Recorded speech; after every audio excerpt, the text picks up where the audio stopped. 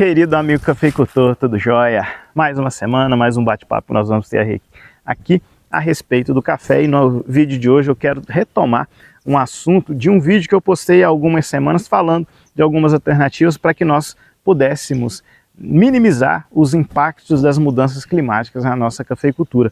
E hoje eu quero falar especificamente de duas dessas alternativas para que nós possamos conviver com mais tranquilidade, se é que eu posso dizer assim, com essas oscilações climáticas que nós estamos vivendo. Então eu convido você a permanecer nesse vídeo, não pular esse vídeo, para que você possa ficar sabendo. Mas antes de nós tocarmos nesse assunto e batermos esse papo, quero convidar você para dar o joinha para a gente. Faz muita diferença. O YouTube vai entregar esse vídeo para mais amantes do café, como você e eu somos, que também estão interessados em entender melhor a cultura do café.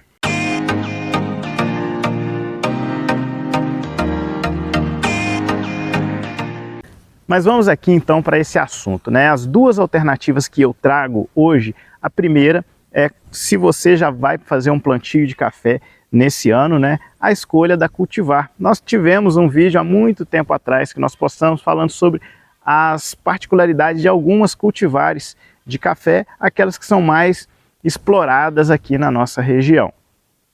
E também, né, nesse vídeo de hoje nós vamos retomar esse assunto falando de algumas que nós podemos plantar que têm uma certa tolerância à seca, esse período longo de estiagem que nós vivemos. Graças a Deus, né, a chuva chegou. Ontem aqui nós tivemos uma chuva considerável, deve ter chovido aí por volta dos 40, 45 milímetros, então muito bom. Hoje, né, apesar desse momento agora estar com sol, tem aí uma promessa de chuva para mais à noite, né, e pelo que a gente observa aqui do clima no dia de hoje, isso deve acontecer, porque tem algumas nuvens, né, o tempo está meio querendo virar, né, fechar, então acreditamos que deve ainda chover no dia de hoje. E a outra alternativa é um manejo que nós podemos adotar, claro que com critérios, para que a gente faça com que o sistema radicular das nossas plantas se aprofundem um pouco mais, buscando água em camadas mais profundas de solo. Mas vamos aqui falar dessa primeira opção, que são as cultivares mais adaptadas à questão seca, né? Tolerância à seca. Uma cultivar que tem sido ultimamente plantada aqui pelos cafeicultores aqui na região das Matas de Minas, onde a gente está aqui, região das Matas de Minas e Caparaó, é a cultivar arara. É uma cultivar que o povo tem lançado mão, tem gostado, e ela, por ter, né, um sistema radicular mais profundo, ela tem uma boa tolerância à seca. Porque a raiz, aprofundando, ela vai buscar umidade, né, num subsolo, num solo mais profundo, onde ainda tem umidade, fazendo, né, com que ela sinta menos as variações aí climáticas, principalmente a questão de falta de água na camada superficial do solo. Em contrapartida, as plantas, né, que não aprofundam tanto o sistema radicular, esse ano elas sofreram mais. Claro que, né, como eu sempre costumo dizer, milagre só tem um quem faz. Mas a cultivar arara, ela tem essa propriedade de aprofundar mais o sistema radicular, fazendo com que a planta busque água em camadas mais profundas do solo, né, na casa aí de 1,5 a 2 metros, que ainda tem uma certa umidade, mesmo com esse período longo de seca que nós passamos e temperaturas altas. Além, né, claro, da questão de qualidade, peneira, que é maior, é um ciclo mais tardio, né, é uma boa opção para você que ainda, né, vai plantar café e às vezes deixou para cima da hora, né, a escolha da cultivar e até mesmo a compra das mudas. Uma outra cultivar que nós temos falado muito aqui é aquelas da linhagem dos acauãs, né? O acauã novo, por exemplo, o acauama, né, que é o acauã amarelo, também são algumas cultivares, são cultivares que têm essa característica de ter o sistema radicular um pouco mais profundo, buscando, né, essa água, essa umidade que está em camadas mais profundas. Também é uma boa alternativa. Além, né, de como o arara vai ter as resistências, né, à ferrugem, então a gente vai ter esse benefício também. Outra cultivar, que também é uma cultivar da linhagem dos acauãs é o graúna, que o povo tem lançado mão aqui na região também, tem começado a cultivar, a plantar essa cultivar de café, que também tem essa característica, né, das resistências e também de aprofundar o sistema radicular. É uma variedade muito robusta, né, é vermelho o grão, né, que produz, muito bom para a qualidade também, peneira também é boa, bom de peneira. Então são alternativas que a gente pode lançar mão. Claro que isso, né, você que vai plantar o café ainda, que ainda não plantou, que não fez o plantio. Então essas cultivares ajudam demais com relação a essa tolerância a um período mais longo de estiagem, a um período seco. Beleza, Michel, mas eu já estou com a minha lavoura plantada. E aí, o que eu posso fazer, sendo que eu não tenho condições de plantar uma nova planta e eu preciso fazer com que a minha planta sobreviva, né, desfolhe menos nesses períodos aí entre uma chuva e outra com temperaturas mais altas, esse período longo de seca que nós tivemos. E aí, o que eu posso fazer? Então, nós temos sim tecnologias e alternativas para melhorar essa condição. Um exemplo, se você, claro que às vezes a depender da área, isso você não vai conseguir fazer. Nós estamos aqui nesse momento numa área plana, mas nessa propriedade aqui, isso aqui não representa 10% de toda a área da propriedade.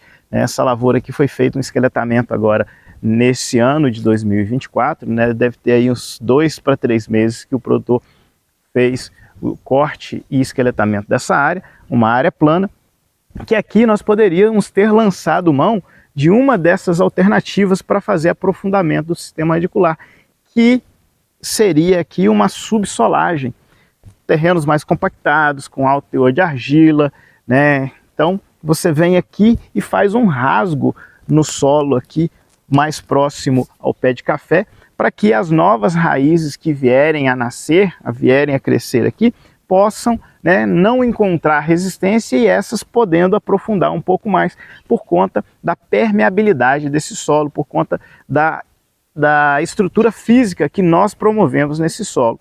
Claro que somente isso é suficiente? Não. Não podemos pensar num manejo único, isolado. É um conjunto, né, de manejos, é um conjunto de ações que vão proporcionar com que, propiciar, né, com que a planta possa desenvolver melhor o sistema radicular, aprofundar esse sistema radicular. Então, aqui nesse caso, uma subsolagem ajudaria bastante, somada a outras ações, incorporação de matéria orgânica, né?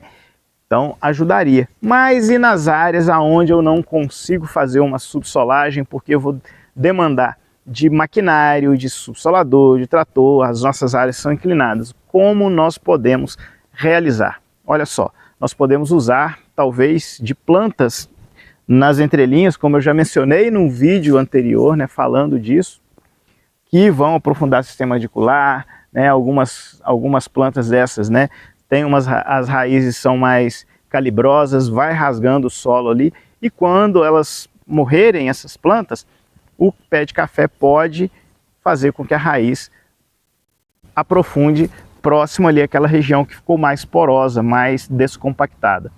Beleza, mas nós temos uma outra alternativa e essa aí, eu falei duas, né? Essa seria a segunda, mas eu já falei algumas aqui, né? Mas além da cultivar, eu já falei da subsolagem e das plantas, né, de cobertura. Mas a segunda que eu ia falar, acaba a gente colocando alguma coisa, né, no meio, né, uma cereja aí no bolo, mas a última que eu ia falar, a segunda que eu ia comentar e vou comentar agora, é sobre a gessagem. Coisa que aqui na nossa região, Matas de Minas, aqui pelo menos em Espera Feliz, o uso é muito reduzido. Quase ninguém tem o costume de usar gesso, por conta de não achar com facilidade aqui, né? Então as empresas, né, que trabalham, né, que produzem, acaba ficando longe e o frete encarece demais a tonelada desse produto e os produtores aqui não têm essa cultura de usar gesso. Mas o gesso é uma alternativa, claro. E como eu disse no início do nosso bate-papo, com bastante critério, porque O gesso ele tem uma particularidade, ele não vai corrigir a acidez, né? Ele não vai corrigir, elevar o pH, ele vai manter o pH da mesma forma, mas ele vai conferir ao solo cálcio e enxofre, né? Porque a fórmula química dele é o CaSO4, sulfato de cálcio.